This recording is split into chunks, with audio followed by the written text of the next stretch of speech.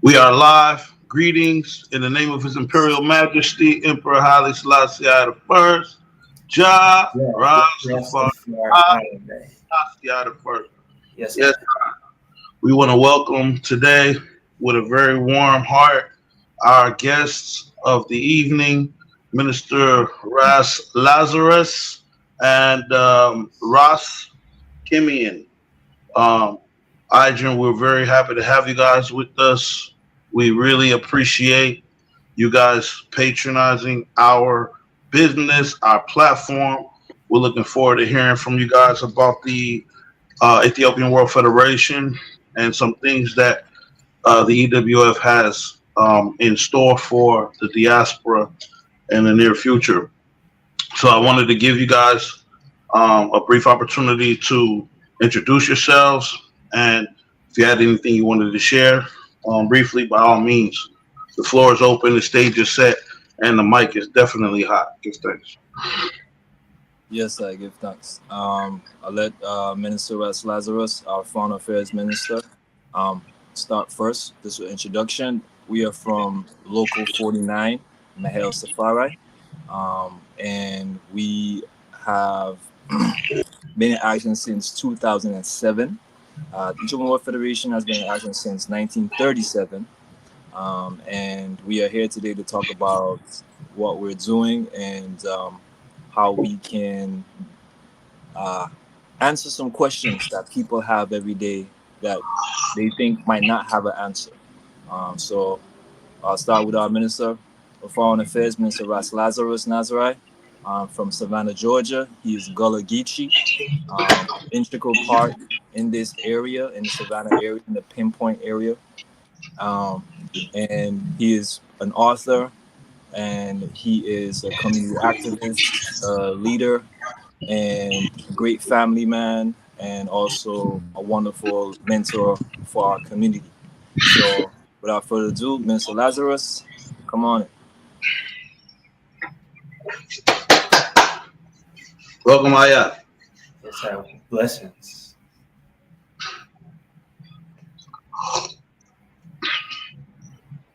Minister Ross Lazarus, is DI there?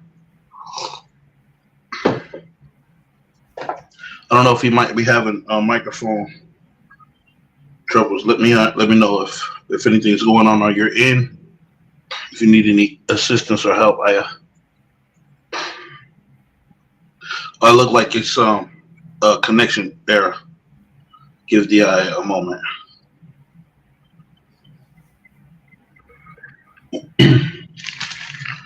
Minister Ross Lazarus, are you there, Aya?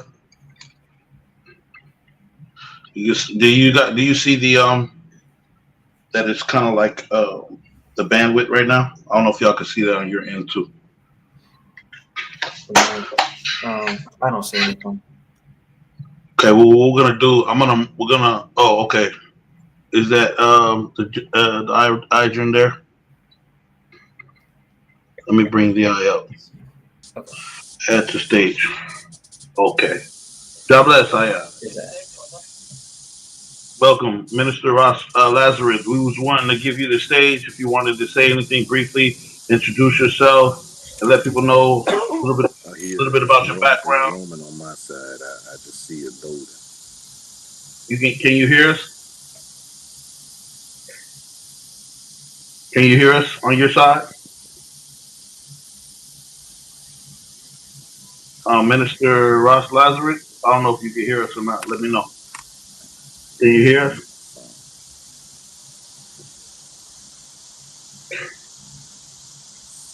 I don't think so.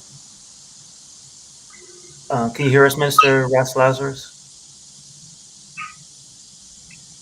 You might need to go off stage and come back on. Sometimes they don't connect. Sometimes be connection issues. Brother Kiman, for the sake of the audience, did you want to go ahead and give a small introduction while Minister Ross Lazarus works on his connection for a second? I might take a second. I don't know what's going on, but we're looking forward to hearing from the eye.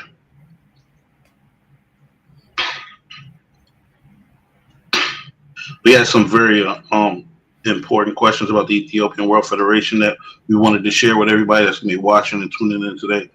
I think the Ethiopian World Federation has somewhat become elusive for a lot of Rasta that are interested in joining, or people from around the world that are Pan-African that may be interested in finding out about this intercontinental, right, what we would say underground railroad. What we would say is a modern day ship, right, like Noah's Ark, right? The Ethiopian World Federation serves as an ark for our people. And our people have to understand that in order to unify, we have to federate.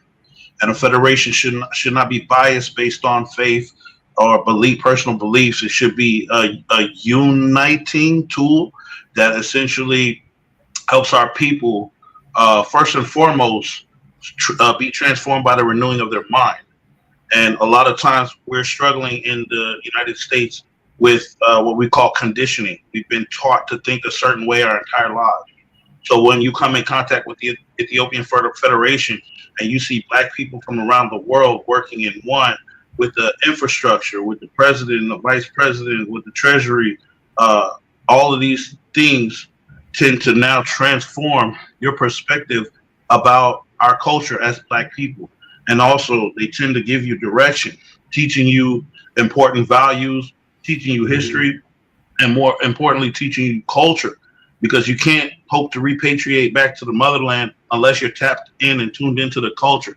You don't want to jump ship premeditatively without having the fundamental cultural identity, certain language, and certain skill sets that will benefit you on the foreign economy. So we're hoping that the iDrink comes back. I don't know if you want to hit him on the back channel and ask the brother Lazarus, who's really looking forward to hearing from the eye. I love his locks, by the way. Oh, there he goes. Let me bring the iDrink back up. I know sometimes it be technical difficulties. That's okay. Minister Ras Lazarus, welcome back, Aya. Hopefully in a second to be able to tune in with us.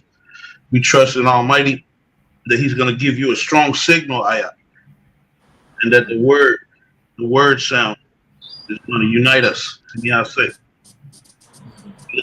for Lazarus to come back, Aya. Me, I say. Every time. Right. Minister, you want to keep the camera off and try to see if you can communicate now? Yes, I'm Minister Ross Lazarus. I'm the second VP, National Executive Council of the Ethiopian World Federation. I'm also Minister of Foreign Affairs and a founder of the organization on Black Messiahs, author, filmmaker. Quickly, we wanted to express, one of the biggest dilemmas in the world today, especially in the Western part of the world, is that Abraham Lincoln was the emancipator of slaves or slavery. And those facts have been diluted to an incomplete fact. Okay. Interesting. Ross, come here. You want to pick up on that for a little bit until the iDrink jump back in? It sounded very interesting. Yes. So like the minister was saying, the narrative is that Abraham Lincoln is the person that freed us. But the Constitution shows us with the 13th and 14th Amendment, there's still some stipulations that bind us. Loopholes. Say it one more time. Yeah, you referencing the loopholes that Kanye brought up to the attention of the American people and Donald Trump when he went in there with that "Make America Great" hat. He was kind of trolling. Yeah, I agree wholeheartedly. There's a lot of loopholes. You got to elaborate on the loopholes. People do need to know this. Yeah, exactly. So in the 13th Amendment, you commit a federal crime, you go to prison, and then you're subject to slavery. So the power structure of this whole system came about with the doctrine of discovery and Mhm. and the papal bull doctrine. Now you're referencing the papal bull in 1537 by the Portugal Pope against what we would call, um, what you would call pagans, and it gave them the right to force people into slavery and bondage and take all of their goods. Is that the bull you're referencing? Yes, on the basis of Christianity through the powers that the Pope, the Vatican, Yes. had. They gave the Portuguese permission to enslave people, to have them become Christians, and to establish Christian colonies. Right. Right. So um, the thing with that, we see that Christianity is something that rules the world. It governs the world. When it comes to courts, people use the Bible to swear. When it comes to the basis of colonization, it was Christianity. So Christianity itself has been looked upon as something that is not of us, not from us. But thankfully, we got these 88 books from Ethiopia, that is pre-Rome, and Right. we have a Thursday session where we do these classes.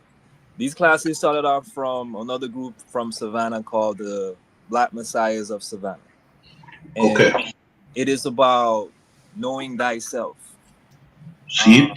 So through these studies, we did some very ancient literature. We went back through the grapevine. We went back down the rabbit hole.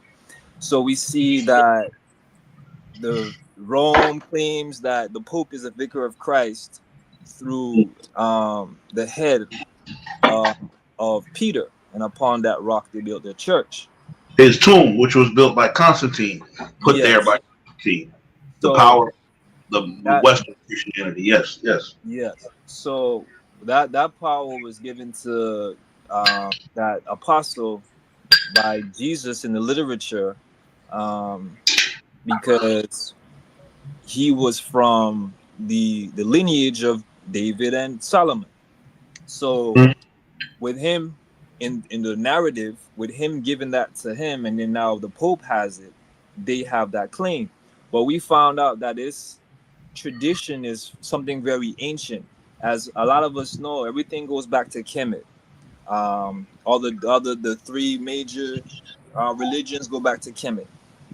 So Get him even when we look at the story of the Ethiopian eunuch, in. Mhm. there is a intention by Roman stuff to give us a narrative, but through our studies we found out that ancient Kush, Ethiopia, has been having these traditions from ancient times. From the And times of yes. yes, so from the time of Osiris, Osar, or Aram, and these things evolve into the pharaohs, and then they devolve into what we seen at Alexandria, and then from Alexandria we get the Hebrew, we get the Christian, we get the Jewish, we get the Muslim. See. So with Ethiopia now, His Majesty, the King of Ethiopia, when he was coronated in 1930, he was also put as the head of the church, which is an ancient Tewahedo church, Orthodox church. Real quick, do you mind if I interject and just for anybody listening, bring you up to speed about Egypt? What he's saying is that Alexander the Great invaded Egypt, changed the name to Egypt. Then you have Rome eventually taking Egypt, burning the Alexandrian libraries, which were actually African libraries with another name prior to that. They had a lay language of Demotic or Damat, and then they had the hieroglyphs for the higher linguistics for the the nobility at the time. And I just wanted to kind of segue that just so people know how important this transition is in the what we would call military coup or co-op of our culture and our faith, which was properly termed as the way, not as Christianity. But continue. Yes, I. All right. So with Emperor Haile Selassie, um, when he was coronated, his Mhm. he was also put as the head of the church. So he literally has that same position the Pope claims, the vicar of Christ. Right, but different. The popes means in place of Christ, whereas His Majesty is essentially the temple of Almighty on earth. But Yes, continue. he is the representation through the church. Yes. Yes. Israel's king is Israel's God. Mhm. So with this now, there's an important word, basileus. Basileus is a term for a crown, and it's a crown that denotes royalty.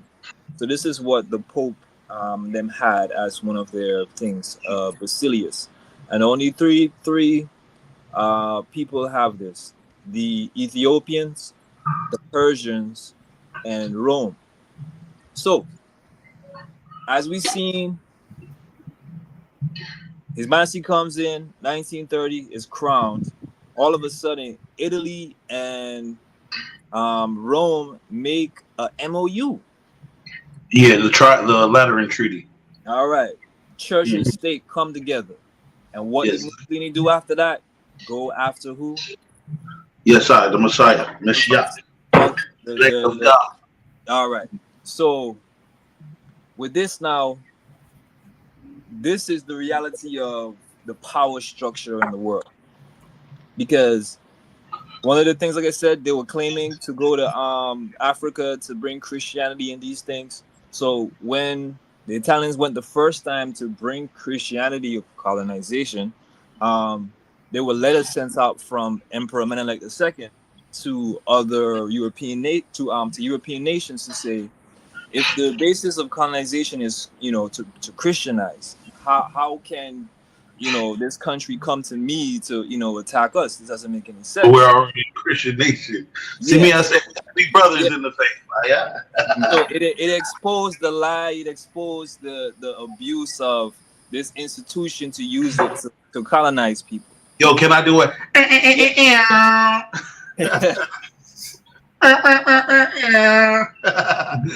Yo. So with this now, like, we actually have a chance, because if somebody becomes sovereign on their own, is there a power structure behind it? No. The kingdom. You're a sovereign individual, but you now have to deal with a sovereign nation.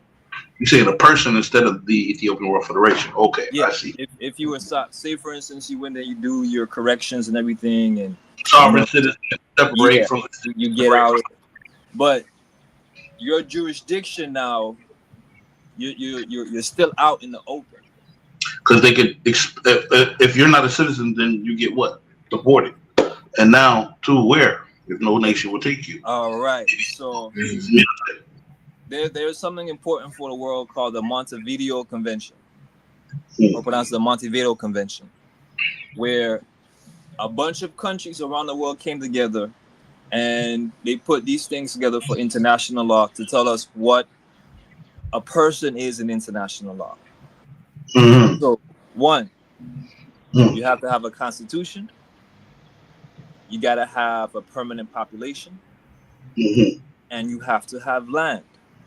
Okay, like your business could be a person, or your 501(c) could be a person. That's what a country is. Okay. A country is a business. A family is a business. An institution like a church is a business. So the things that we learn in life with being men, there's a certain point where you construct yourself, and there's a certain point you organize and centralize yourself, and you extend that with your family, and then from your family you extend that with your clan, and from your clan you extend that with your nation, and then from your nation you with the empire. So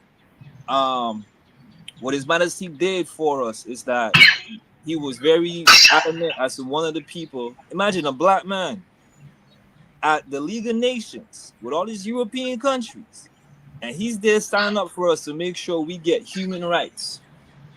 That's one of the first things he did before 1950. Prophecy, because he's telling you that the first prophecy, which was that he will dash his leg, or his foot, but he will dash his head. It's fulfilled in that prophecy. His Majesty's telling you he's the lion that was getting his foot on ground to move forward. And the That, European nations were demanding this movement forward. So if they were demanding and he was trying to accomplish it, but then they're standing in between it, that means they're dashing the foot. See what I say? Of the lion.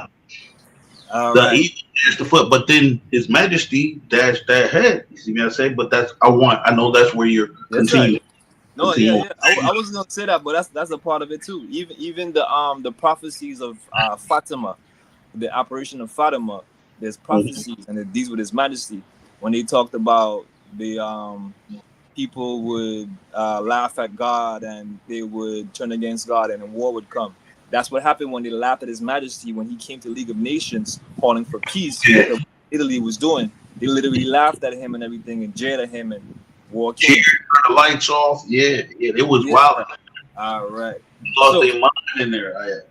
All right. So everybody's stuck in the paper boat because France is a whole company given permission by France, England, Denmark,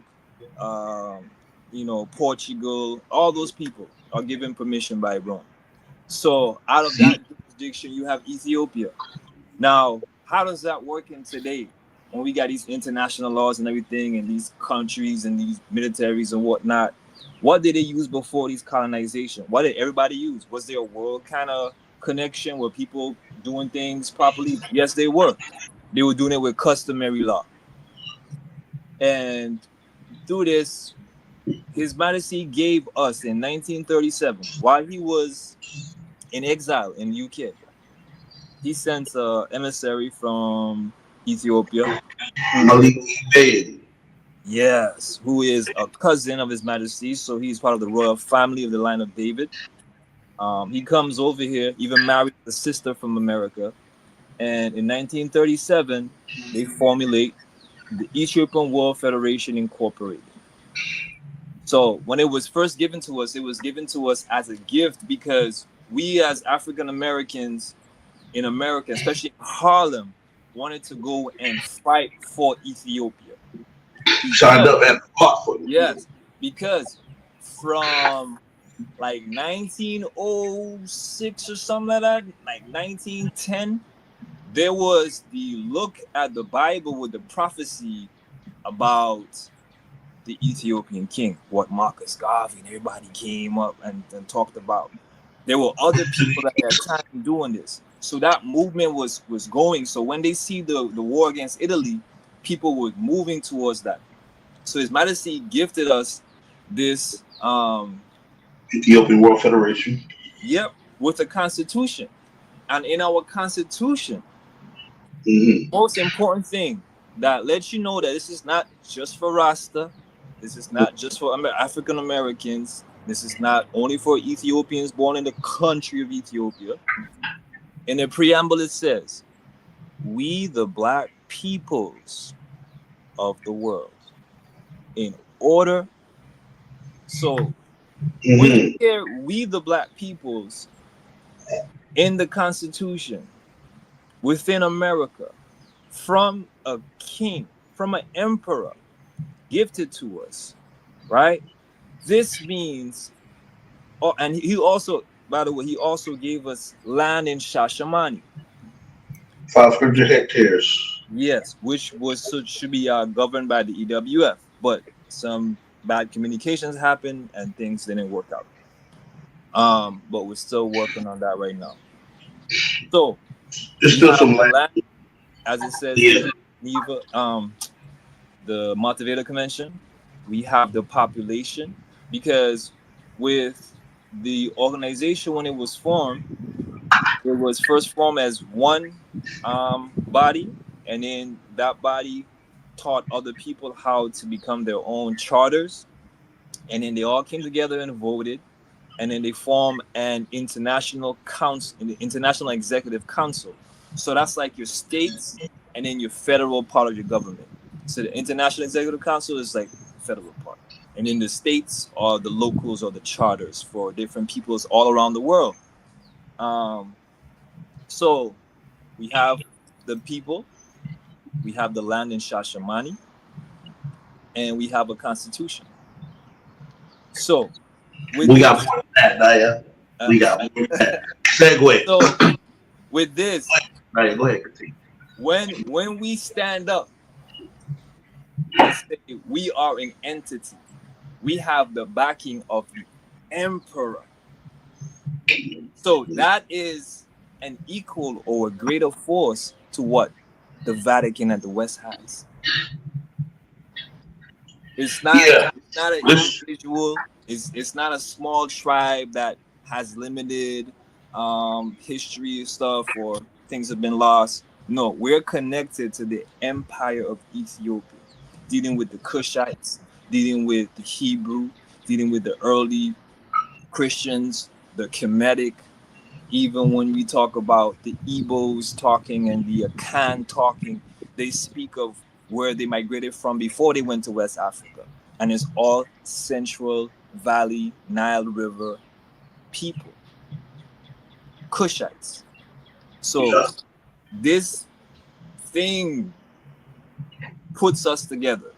And it's a constitution that does not deal with religion, because we got the Nation of Islam, we got Dr. what his name, Dr. Z Malia, we got some other people, got the Hebrew Israelites. Dr. But Umar Johnson too, right? yeah, Isn't he? say that again.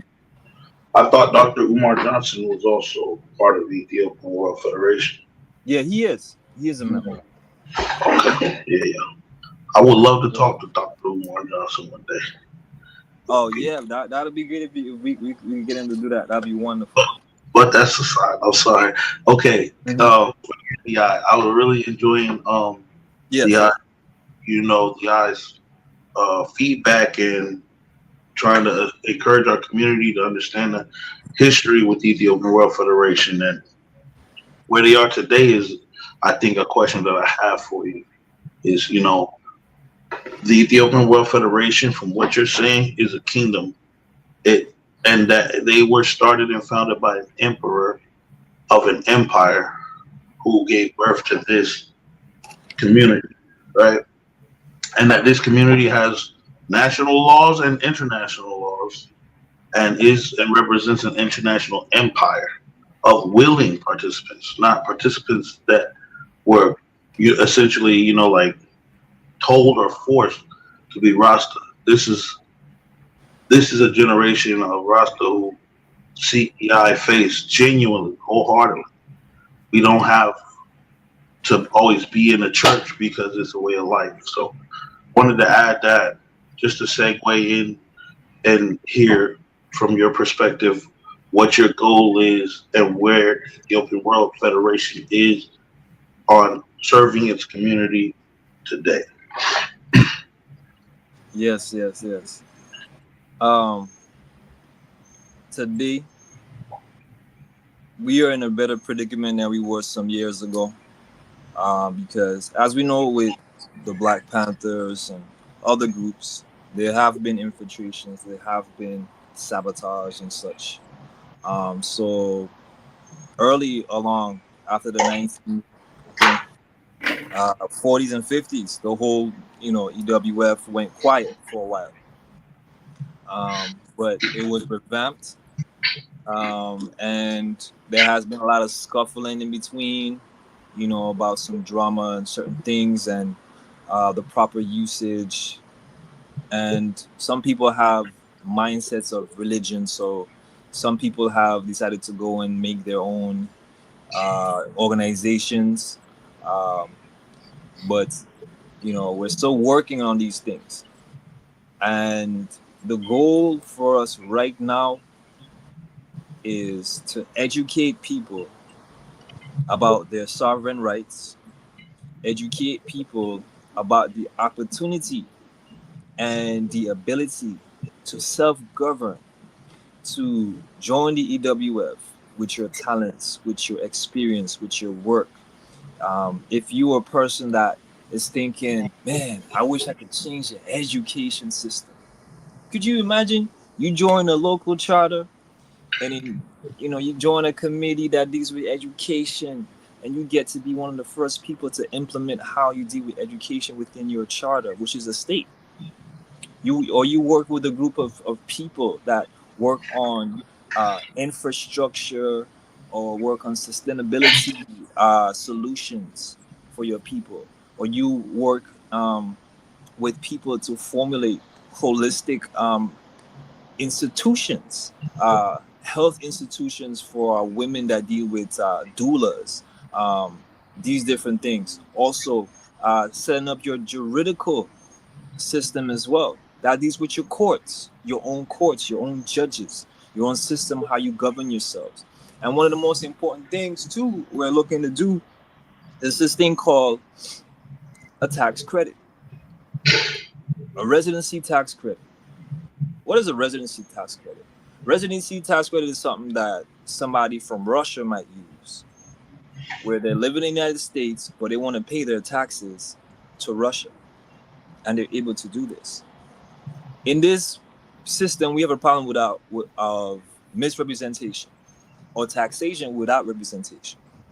So with the EWF, and with being a, if you are a sovereign Native American country as well, once you do have your juridical courts set up, you can govern yourselves. You can take care of all of your laws and everything, and set up your taxes that, your membership taxes goes into education, goes into housing, goes into sustainability. And we can therefore not have to ask for no reparations from nobody.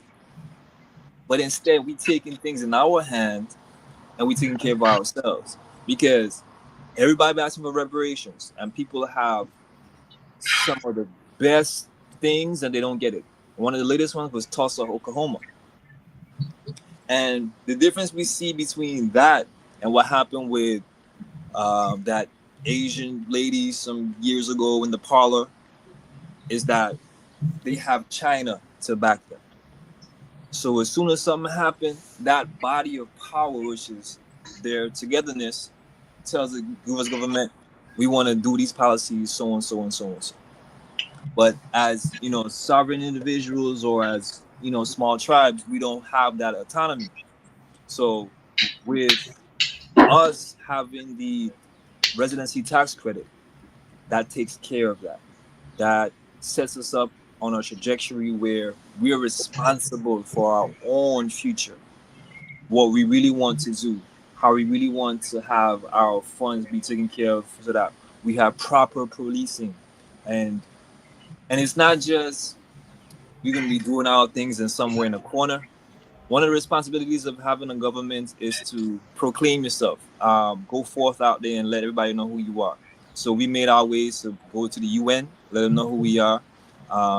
We are connected with the African Union as well. We're definitely connected with the Ethiopian government as well. We had some recent situations where in Jamaica, we got some brethren that are dealing with the ganja, and they had to deal with the police. And we had to get involved, and based off on the sovereignty and the customary rights, they were able to get their ganja back. So that's the kind of things that we're working on.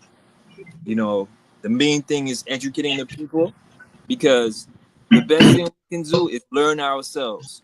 At this stage, we cannot try to convince the masses to come in these places and do certain things. You have to have the mindset, you have to have the spirit, and you have to have the vision. So that takes a little bit of time to learn the reality that is so different and unexpected as to what is going on out here. Yes, sir. Yeah, man. There's a very important connectedness about us as a people right now that needs to take place. And the Ethiopian World Federation serves as an opportunity for people to actually manifest the desires of their heart for their community. And the Constitution serves as a uniting light, guiding light, and uniting light for our people, as it's not discriminatory against any person at all, but it's inclusive, and this, I think, is a part of a greater network like the Crown Council. The Ethiopian World Federation and the Crown Council collaborate as well. Have a very strong ties and relationship. Well, good news. That is already in action. Yes. Mm-hmm. Okay. They are involved with us, and yeah, we are, making sure to very much involve them with what we're doing, and looking to do, more things as we should. But yes, they are involved with us. Yes, sir. Right. Prince Ermias, His Imperial Highness Prince Ermias, is a extraordinary representative for our people. God gifted and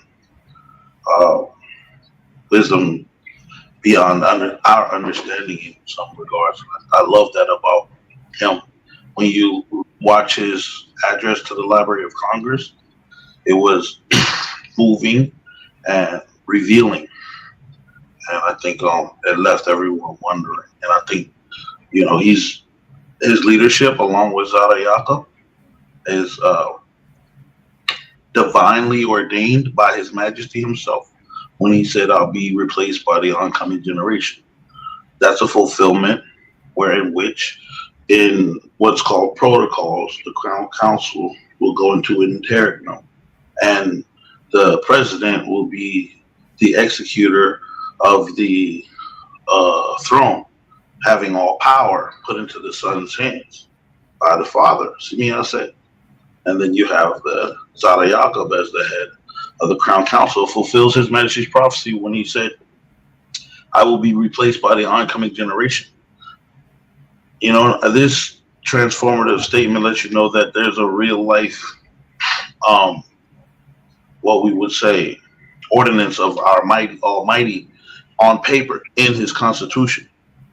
There's an ordinance that all of the descendants of His Majesties alone can sit on the throne. That's in the Constitution. That His word is inviolable. What is that saying about His Majesty? That His Majesty claiming divinity. And this is where people say he did not claim divinity. Yes, he did. His Majesty on his Constitution lets you know that he was descendant of Queen Sheba and Solomon, and that his word was inviolable, and that anybody should so as conspire to harm the emperor, that they would be punished severely. You know what I mean? Like these, I think, are magnificent proclamations. I don't need to tell you, I'm that man, come follow me. I'm the incarnation of this or that. All I'm going to do is show you through my actions, right? And then the actions are going to reveal whether he's that man. And this is where I ask people today, how are they still denying His Majesty's that man? You have, like you were referencing earlier, the wedding ceremony. 72 nations coming to his throne. That's the whole world at the time. Whole world. And it's featured in National Geographic to seal it. All eyes on him. Yes, sir. See it in barbershops. You think Jay was big? Imagine His Majesty in barbershop. That conversation going crazy. we still got time to make them kind of movies. We still got time to make them kind of movies. Yeah, man. They coming, man. Don't worry, man. See it in the Rastaman barbershop, and His Majesty's magazine in there today. Jet magazine, Time magazine. I want to say something else important, right? Mm-hmm. So, yes, it is Rasta that is, pushing the mantle. Mm-hmm. But a lot of times people get confused as to what Rasta is from the outside. And when I say that, I mean, when people hear us talking about Rasta, when people hear us talking about His Majesty in such a manner, they think of religion. But with what he was doing, this was for everybody, because it was in 1919. Mm-hmm. There were 4 emissaries sent from Ethiopia. His Majesty was the king regent at the time, and Mm-hmm. Empress Zuditu was the Empress Queen Mother. And They sent 4 emissaries to New York and Chicago. Now, in this time, we got people like Rabbi Ford, right? And some other people in Chicago called the Rastafarites. Commandment keepers, Rabbi Ford. So y'all know in context, Rabbi Ford was the founder of the Commandment Keepers, and he was also a devout Hebrew Israelite, the foundation of the modern Hebrew Israelites, coming through Rabbi Ford, who lived his life and died in Ethiopia, and was given the opportunity to go to the coronation segue. Boom. All right. So like listen. So if we got the Hebrew Israelites talking about the line of tribe of Judah, right? And then here's who you just said, Rabbi Ford. Commandment. He was invited where? To Ethiopia. Not only did he get invited, he passed on in Ethiopia. Okay. All right. So if we have the Hebrews and everybody, when people talk about the Hebrew Israelites, they talk about, man, we the lost tribes. This tribe is that people, the Latinos, African Americans, the Caribbean people, and yet nobody don't really know that Ethiopia don't already sent emissaries to talk about unity and talk about us going to Ethiopia to repatriate. Repatriation. Papers. And Brazil too. This man, before he was crowned, before 72 nations were coming here to America, North America, to tell African Americans, bring the good news. Ethiopia. And then he will be crowned in 1930 as the Lion of Judah. So did he not come as a thief in the night? I tell you, listen, and that's the divine mystery as well, is His Majesty came, and nobody in the modern world today knows about him unless they're educated on history. It's only like the Rasta Nation and those that know African history that know of His Majesty. And that's a tragedy. Even man like Dr. Malachi Zior, he was trying to diss His Majesty.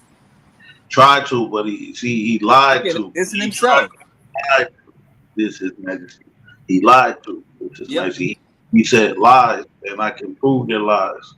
I can prove their lies because he said, and I quote, that he wasn't the Lord of Lords and King and conquering Lion of the tribe of Judah. But we can says one man in a meeting versus 72 nations come before this man in the world, and one of them refute to say, like, you know how today if Kanye West say something, they be like, "Oh, Kanye, you can't say that." Did they say that to His Majesty? No. You can't say that, brother. All right. Say that, brother. So going forward, right? We have this king, this emperor, crowned in 1930.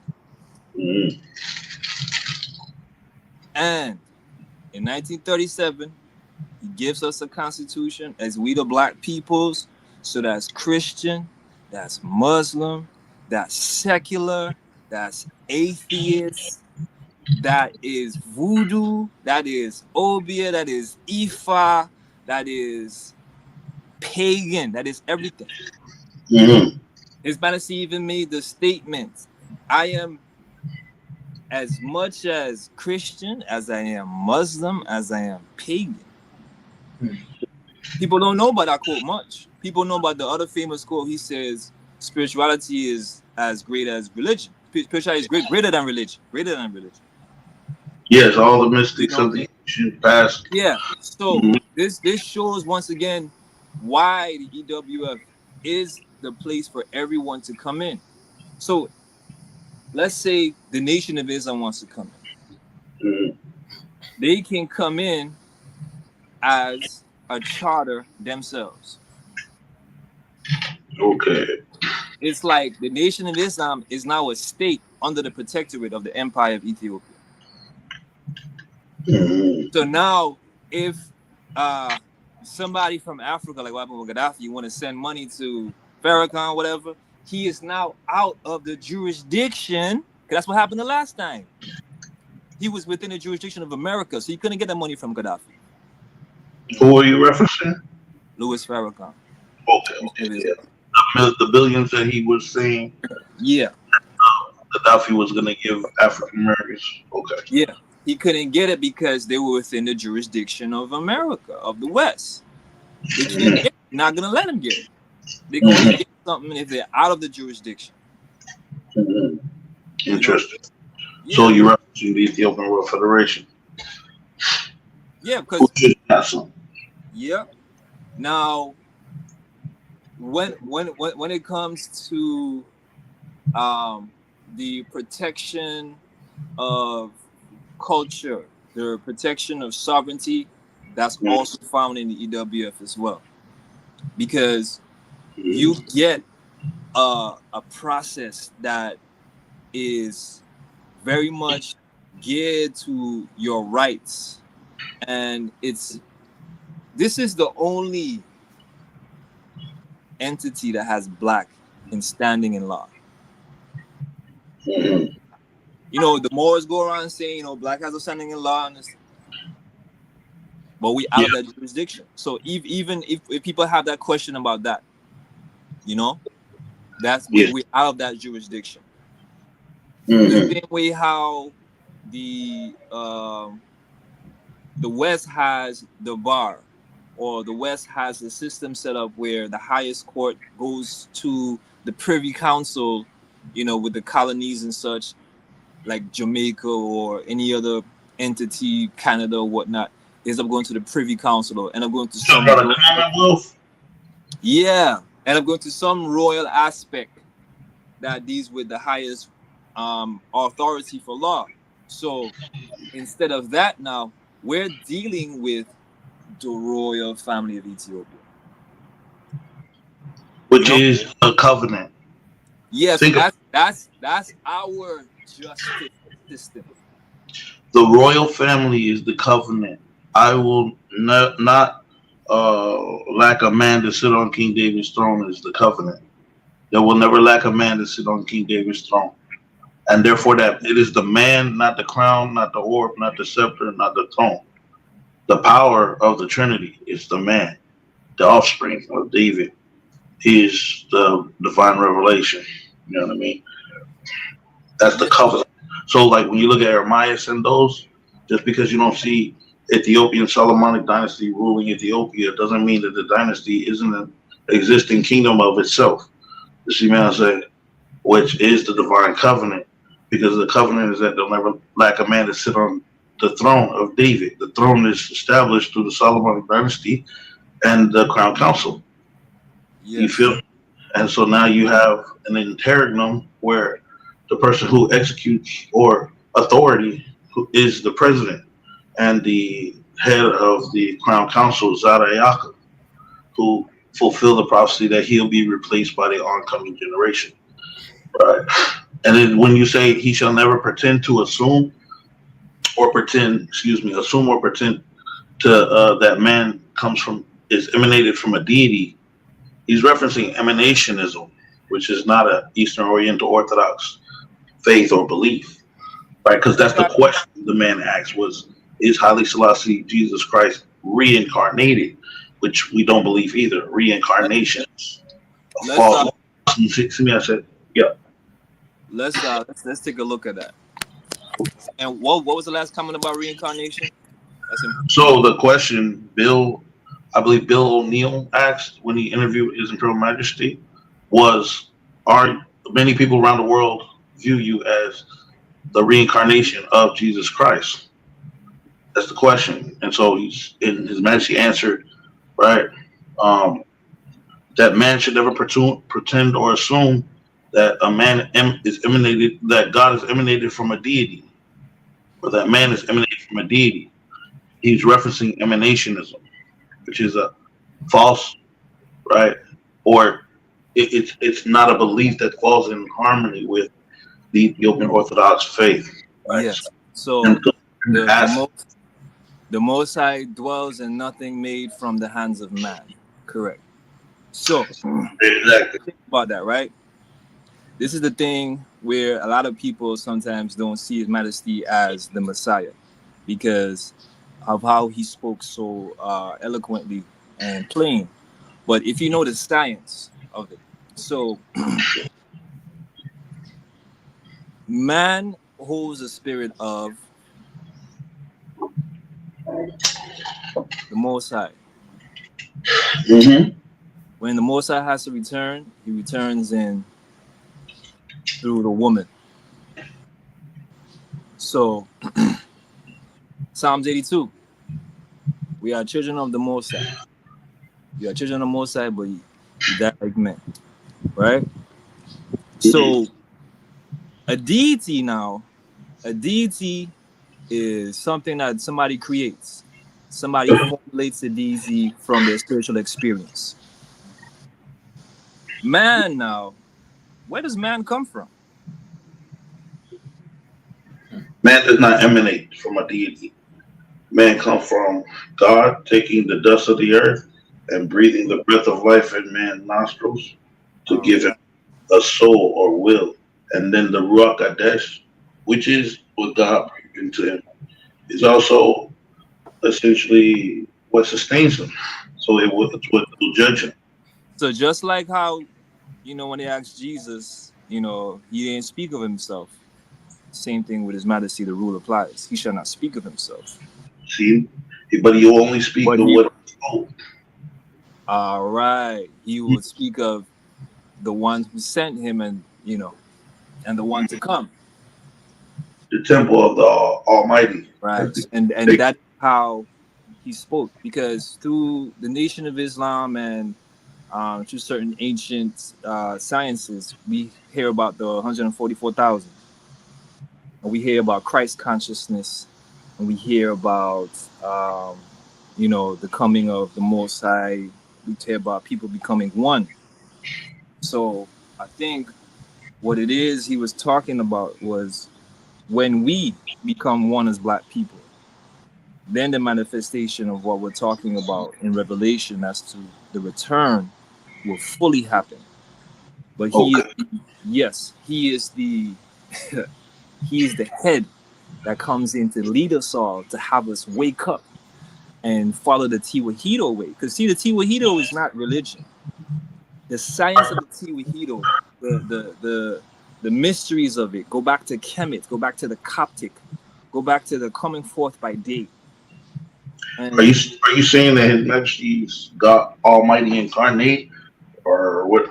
I'm saying that through the Tewahedo teach us a process that we go through to obtain righteousness. And through that process, we see the Most High appear. Yeah, it's called theosis, correct? Yes. So His Majesty is the defender of the faith in this time. That's the position of Michael, the archangel. And he is the one to show us the example. So through his example, we can rise up. So the important thing that we're seeing today, Some would say Michael is the right arm of Almighty, and we have to understand also to the multiplicities of the archetypes being different concepts of the Most High. So when we see His Majesty embody certain things, he has certain attributes of Michael, certain attributes of Gabriel. So he holds all of those things, and he was the most decorated man in history. So you mean the power of the Trinity? Almighty. That means Almighty incarnate. Yeah, that's power of the Trinity. Yes. So Almighty incarnate in man. And yes, indeed. Yes. So the important thing we see now in these days is what's going on in the Sahel. And what we're seeing all through working with other indigenous tribes who have formulated themselves to organize themselves is that what is respected in this world is order and discipline. And that leads to organization and centralization.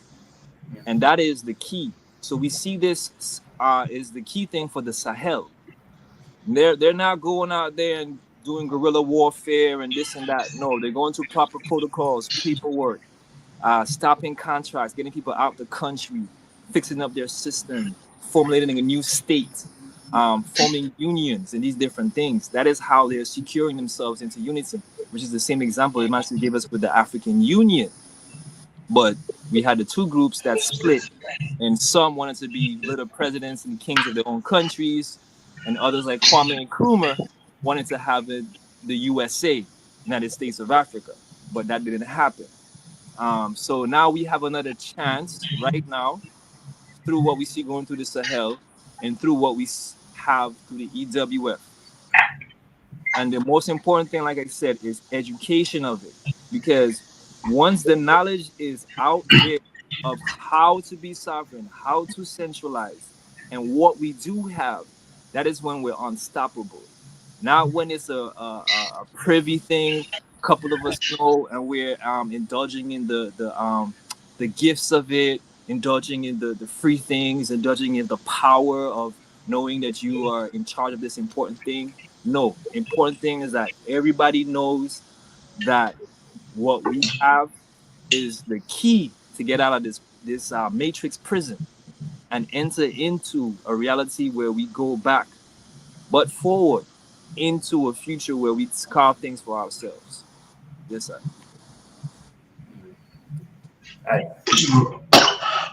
Carve ourselves a place for under the sun. I agree. Yep. That being said, ooh, man, it's a lot to think about, especially with what I've seen and what I'm hoping to see. I'm learning that there's a lot of nuances in international business, and I believe that on the right time and the right turn of events, Almighty will be a guiding light for our nation to be the nation that it's created to be. His Majesty created the nation now. It's our job to build it and to maintain peace. Peace is not it is to become it. Right? So we do, just like we keep our car clean, we keep our soul clean, and we keep our community clean, and But man, Ross Kimian, is that how you say your name? I want to make sure. Yes, sir. You said it right. Yeah, man. Okay. Yeah, I think for me to sum it up, it's very important for people to understand the difference between theory or religion and history. There's a difference. We got to ask ourselves, historically, was His Majesty coordinated to the throne of David? Did he give his first constitution and tell the world he was the seed of Solomon and Sheba? And did he also say he was elect of God? Did the high priest call the Spirit of the Lord into the temple of His Imperial Majesty Haile Selassie I, according to the coronation orders by the bishop? And why did 72 nations, including Britain and the Duke of Gloucester, come bearing gifts to His Imperial Majesty? Right? You see, right, the scepter, the iron scepter, taken during Tewodro's time, returned to His Majesty's throne. All family, it's a family affair, but the rod and the scepter now is given as a confirmation, the last sovereign monarch on earth. So, why do I say that? Because Hirohito was defeated by the Allied forces in 1948, making His Majesty the last sovereign on earth. And now he's fulfilling the scripture that says he will show in his time who is the only blessed and sovereign potentate, right? Which means monarch. He will show in his time who is the last blessed and sovereign. Remember, he's blessed to the throne of David. That's the book that he's blessed to, the Bible. Show me the other kingdom. Feel me? That has all titles, all names, and has fulfilled all works. It's the most beautiful part about it all, right? There's no other kingdom on earth that can say they built a third temple, that the Messiah had come, claimed that only his lineage could be the inheritors of his throne for the first time in history, unify the Oriental Orthodox churches who hadn't communicated in 1,500 years, establish the African Union, establish the United Nations, helped establish the Charter for Human Rights on Earth, which established majority of the civil rights movements around the planet. This liberating or liberator who, according to John F. Kennedy, liberated 32 nations in less than 10 years and then unified these nations at the African Union to essentially put away their, what you would call tribalism, and work as a centralized, like you said, centralized form of governance. His Majesty ruled from sea to shining sea. I say, literally, not hypothetically. When you look at his role as a leader in the African Union, His Majesty ruled from sea to sea. And then being a member of the United Nations, that means he ruled the whole world. See me I say? Because he's not only the head of the church, he's head of the state, he's head of the Solomonic dynasty, and he's head of the African Union, and he's one of the heads of the United Nations, and he's one of the heads of the world, what was it called, organization, evangelical, right? The Evangelical Council. You first had the League of Nations, then you had the United Nations. League of Nations, United Nations, African Union, see I say, the Bandung Conference for Asia, His Majesty. His Majesty's contributions are unmatched. There's not another leader, according to Guinness Book of Records, who has the awards or decorations His Majesty has. That's including doctorates, PhDs, you name it. You know what I mean? In those fields. His Majesty's in the 48 Laws of Power as Lich Tafari, the Prince of Peace, that came and brought war, but maintained peace with war strategy. Sitting the man down at the table, making him feel comfortable like he got it, paying his men off while he laxed, and then coming outside to find that all of his men had betrayed him. This is a transformative way for peace to reign.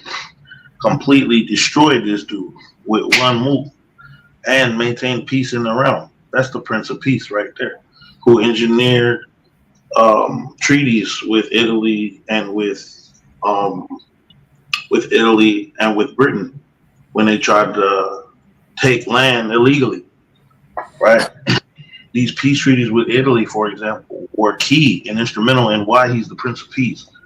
The peace treaty he was able to initiate with the League of Nations, as you were saying, is another major covenant. Now, that's biblically fulfillment of prophecy. When you say covenant, that's what they made at the League of Nations, covenants, right? Technically, that's the legal term. So this means it's a historic fact that they made covenants, just like the Bible said. Why do the nations plot in vain? The Berlin Conference is a perfect example of the nations plotting in vain. Britain and Italy claiming to make Ethiopia a protectorate is plotting in vain. You see me I say? All of the bankers planning this war to strengthen the Vatican at the end, it was all in vain. You look at the Kingdom of Italy, who did all of this work with Mussolini, with Hitler, etc. You watch the kingdom now fall too, right? With King Victor Emmanuel being the last, boom, on the throne, fatal headshot, boom, Kingdom of Italy. Right? I'm lying. I'm telling the truth. See what I'm saying? That's what you call the lion. That's the okay. So the eagle hit the heel of the lion. I referenced that earlier. Tell him. Now you see, and the lion hit the head of the eagle. His Majesty's war strategy, if you read it, is about knocking the eagle out the sky. See me? I say, go read his war strategy. It's online. You can find it if you're diligent.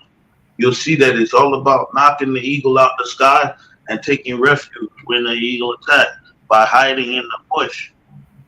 Bushman. Hey, I just want to say that's the second reference. That's the second midnight reference I heard. You know midnight reggae band? Yeah, that's the second midnight reference I heard. I am Bushman. You need to understand from the African continent that yes I just want to say too, that's another person that's very important on my journey.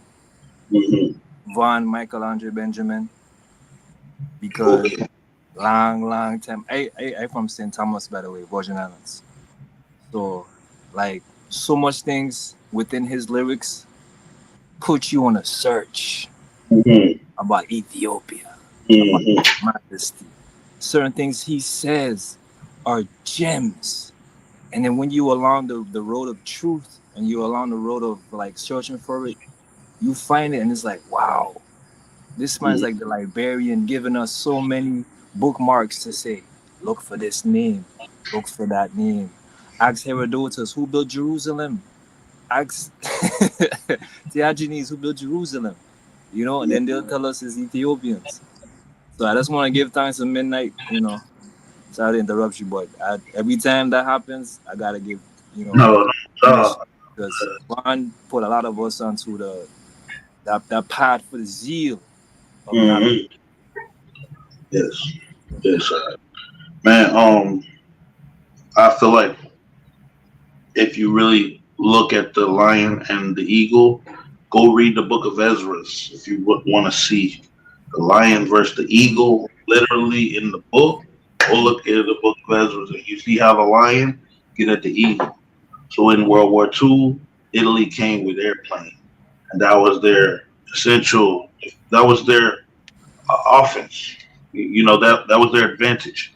If you look at Ethiopia's airplanes compared to Italy's, it was ridiculous. But Italy needed airplanes for the mountainous realm that Ethiopia was. Yeah. Right? It's very hard, almost impenetrable, even by the British when they tried to come and reclaim one of their own. It was very mountainous, rigorous. So, you know, I just love this lion versus eagle parable. You see all these nations in World War II having the eagle on their forehead or the eagle in their hand, with the dollar being the world reserve currency. To me, I say, Yes, or I'm lying, or I'm telling the truth. So they worshiping the eagle too. They turn around. What did what did Musk do recently? He did two of those. Yeah, he was trying to get into the club. The boys didn't want to let him in because, you know, he from where he from. He threw up two hay taxes.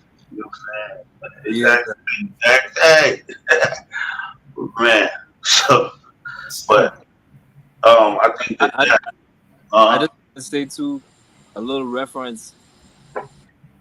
I grew up with Lord of the Rings being something like that was awesome to me.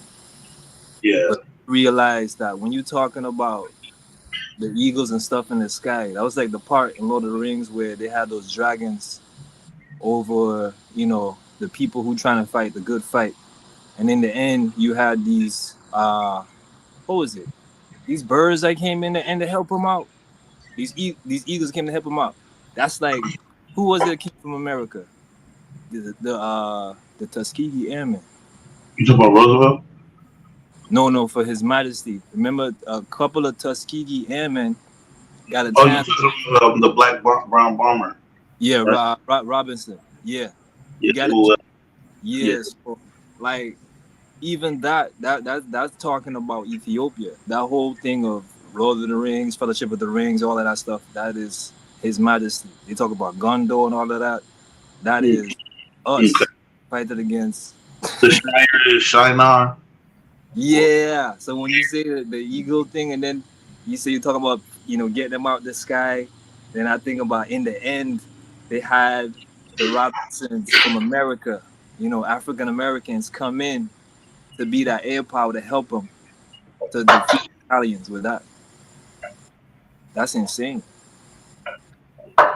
Yeah, I think the air superiority and the support from the European side for the Italians, the pacification even, you saw extraordinary when you see Ethiopia was still winning the war from His Majesty's strategy to the point where they felt they needed to cheat.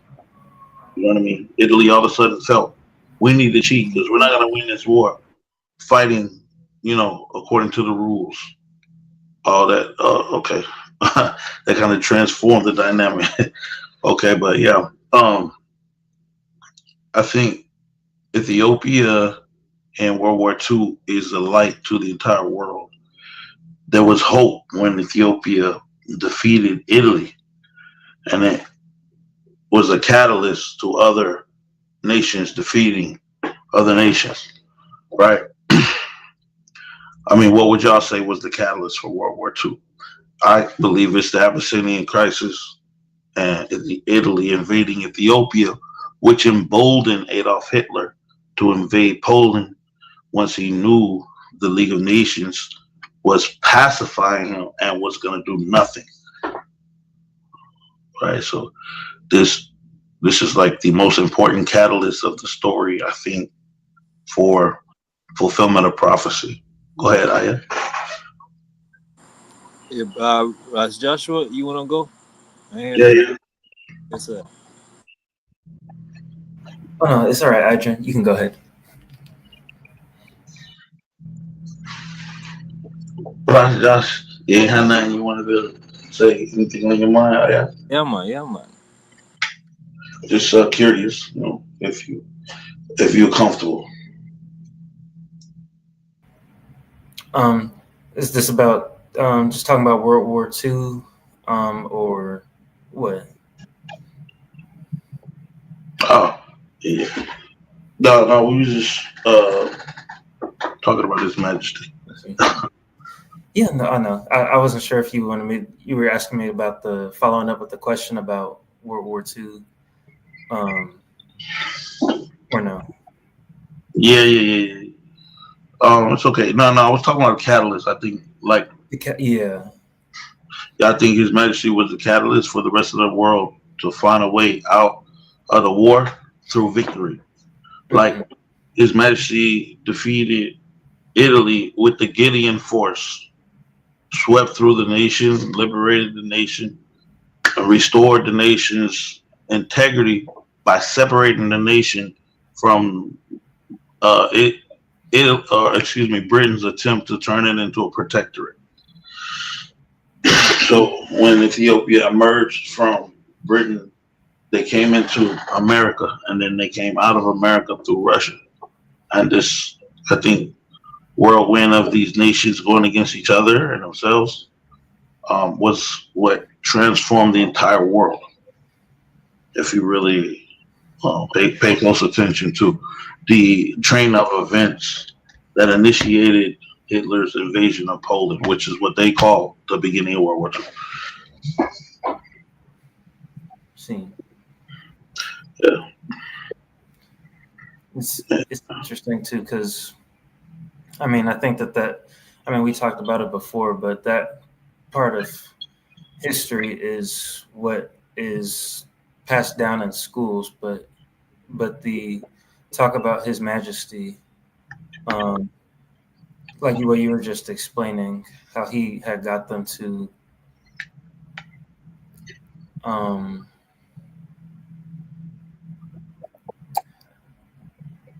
well, basically just any involvement with His Majesty in World War II, that aspect of the story is not really talked about, So,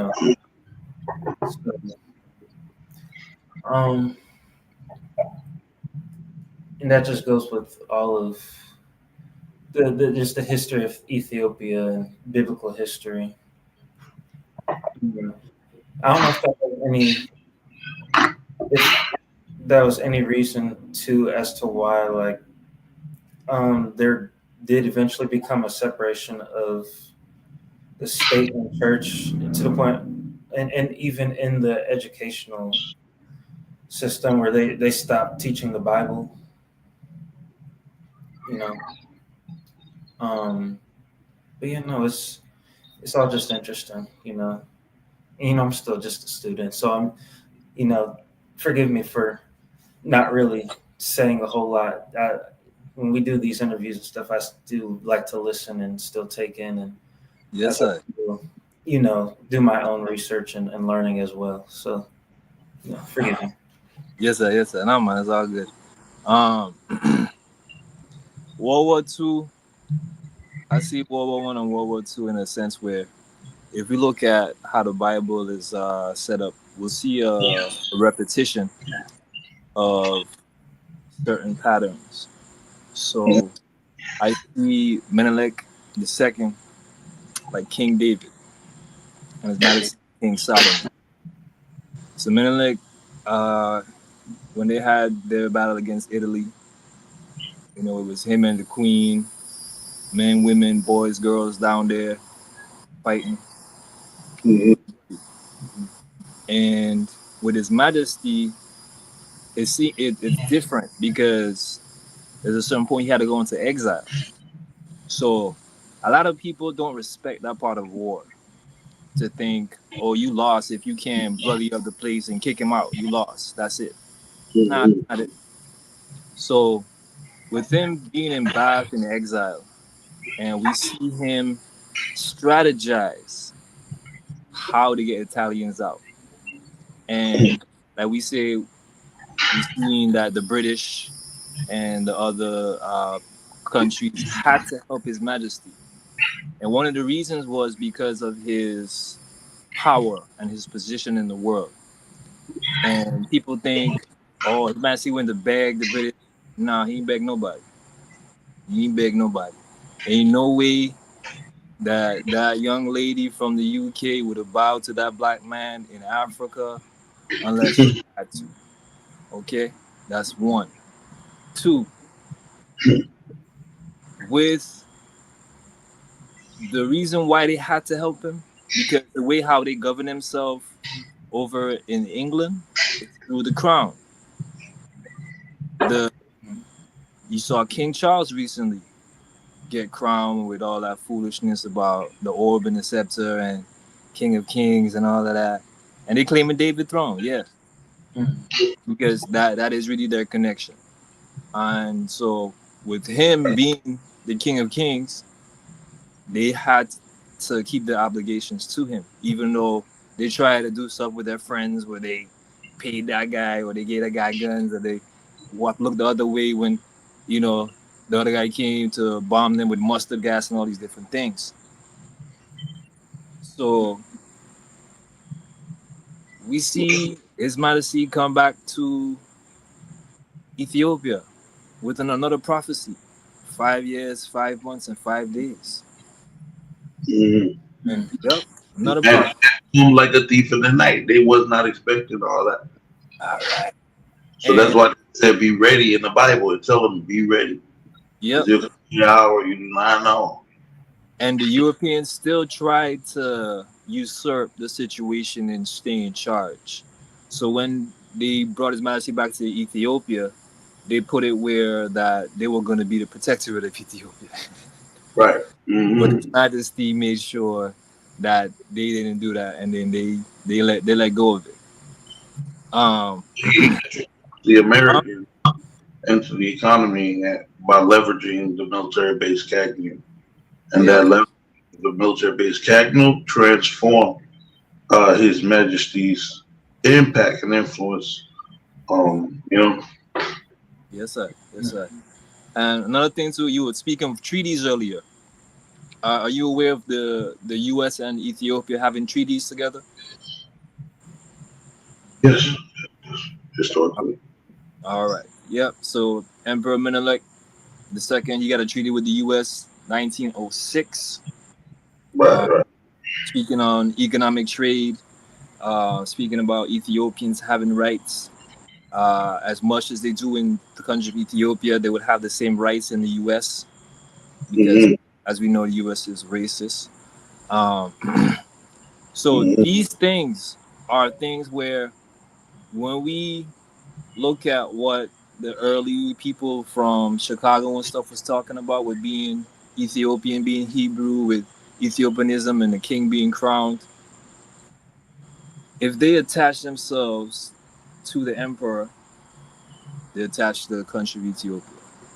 So that means we are aligning to say we African Americans are Ethiopians. Now, what does that do? That implements those treaties for us. Now break that down because it's an interesting point. I'm interested in more about. So we're under the jurisdiction of the Empire of Ethiopia. So any business that they have, Federation. huh? Through the Ethiopian World Federation. Yes, which is a charter given to us by the emperor. Yep, Which is what? a charter given to us by the emperor. Yep. Okay, and I want to break down charter because if you look at Melchizedek, seemed like he crowned Abraham, anointed him, Yes. broke bread, gave wine, established a kingdom through his empire, which Yeah. comes straight from God.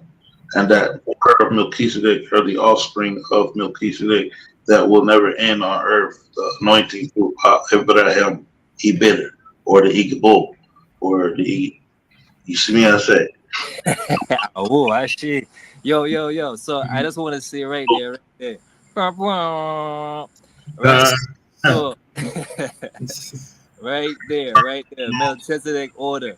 That is another thing that is the one of the most very much hidden pieces and very much controversial. Is that His Majesty is also of the order of Melchizedek. Of course. And also the Mm-hmm. key thing to the order of Melchizedek and that lineage is Mm-hmm. the prophecy of Balaam. I'm not gonna go into that detail. That's gonna be the minister Lazarus with the expertise on that. But that's with the Melchizedek order, with His Majesty being connected to that bloodline. That's the real power.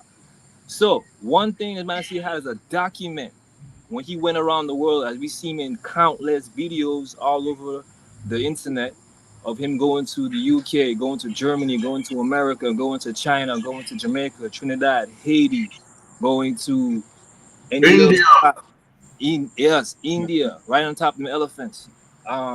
When we see that, right, he walked with a document called the Ethiopian's King's List.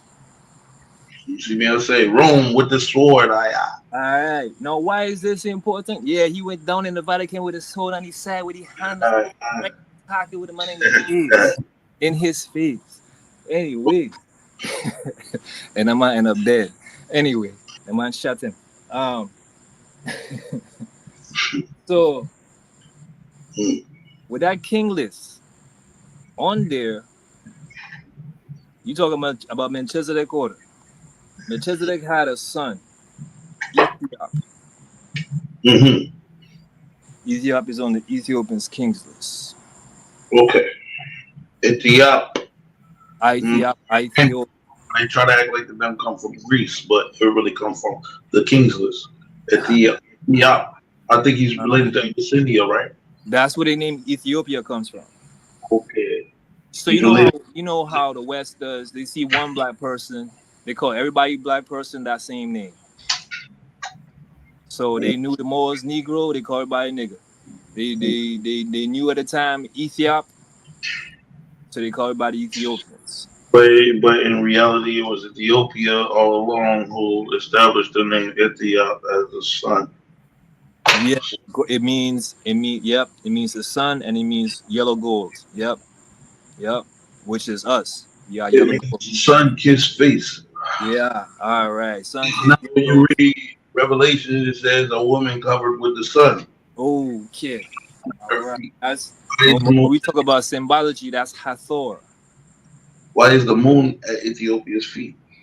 Because when we talk about from the mountains of the moon, Kilimanjaro, we talk about when Kemet say they come from the mountains of the moon, when the god Hapi dwells. We talk about Ethiopia having a 13 moon calendar month, year. Yeah. Even when you see the crescent from the Muslim religion, the first teacher of Muhammad was who? You tell me. An Ethiopian eunuch. Okay. So Muhammad was taught by an Ethiopian eunuch. Yes, sir. Okay, I want to look into that. Yeah, man, look into it, please. I know also Muhammad sent his followers to Ethiopia for protection and refuge from people who were persecuting them for being pagans in their eyes, or not pagans, but for not participating in paganism and trying to have monotheism, one God worship. So this caused Muhammad to reach out to an Ethiopian king who he knew was a righteous man that would give refuge to his people, who eventually did after much talks and the revelation that they worship the same God. This And you can see how the Tiwahito worship, it's the same in many ways with the Muslim religion. the Tawhido and the Muslims are neighbors, and you have this beginning of Islam in Sudan, from what I understand as well.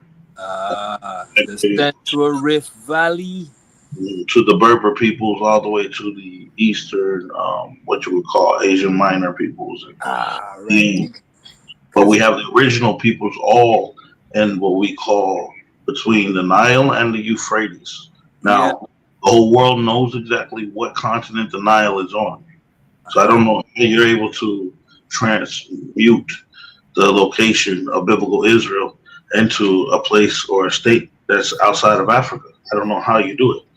It is, yeah, it is. It is a Garden of Eden also. Yeah. The Nile's in one continent, so now we know exactly where to look. We got from what we would call the Kingdom of Gadamet, or what we call Miz, all the way up to Nubia through the Sudan, and the Napara Kingdom and Garima Kingdom, Elephantine Island. the temples and Elephantine Island as well, having the ark for the times from Jeremiah, right? Yes, sir. All the way to the times of the Messiah, and I think that this divine revelation that Ethiopia has the Ark of the Covenant is something that the world also can't refute. They can try to, but they can't. And so now, if God made an oath and they believe in that oath, why would they deny that oath that He'll never lack a man to sit on His throne, a literal throne? These people do not have a throne. We have a throne. We have a kingdom. We have an empire. We have a church, right? We have a faith. Yes. We have, see me I say, we have a faith and a way of life. See me I say, through Rastafari, and we have a new name through Selassie. See me I say, He has given us a new name. Like I'm Ras Royal. See me I say, that's Ras Joshua. But take a little further, Bridget, right? When we talk about new name, we talk about the church, right? I'm gonna give. We're gonna get it to the. Go ahead. Go ahead. Right. Wait, when you talk about colonization and talk about church, you usually hear some people, like mostly in other nations, talk about their Christian name and then their, like, indigenous name. So with you becoming a EWF member, right, you have also the opportunity to become to have a Ethiopian ID as well. And then also if you join the Tiwahito Church, you get a new name. Right, like Bob Marley. Yeah, and you get a new name in the sense of this is now your jurisdiction, because they use Christianity as something to govern and police the world. If you notice, Christian groups are connected with police, sheriffs, military, all these different things. Oh, cut off a little. Choking. You do better, brother. But yes, sir. You good? Yeah, I'm good. But yeah, with the Tiwahito Church, you have the opportunity to put in a whole new name for real on your legal documents to say, through the institution of the Tiwahito and through the institution of being Ethiopian, this is my new jurisdiction. So they won't even have that Christian claim over you, and they won't have that business claim over you. And now another thing that's very important about the Tiwahito Church, and Bob is an example too of that, is that the Tiwahito Church, just like His Majesty said, spirituality is just as important as religion. So, perfect example, we see Rastas say His Majesty is the Messiah, right? Now, we just had that talk about that person asking about Jesus Christ's return. Now, when people asked him in another time about the Rastas, no, it was not him, it was somebody else. but they asked somebody with his from his family about the Rastas and spirituality in the church. So he said, important to notice that His Majesty never shunned the Rastafari for putting him as the Messiah.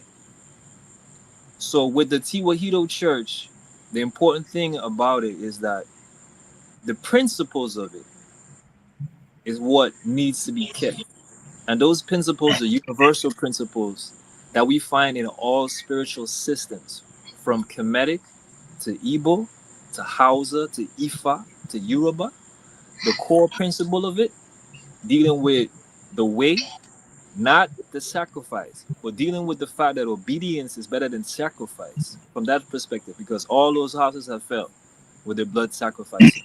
But going back to the water, to the baptism, to dealing with the Mary, the Miriam, to dealing with that, you have this pure thing from the Tiwahito that you can find in all the pure spaces in the spiritual everywhere. So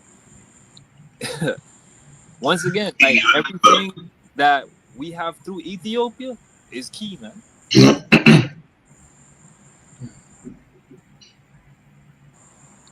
Yes, yeah. We have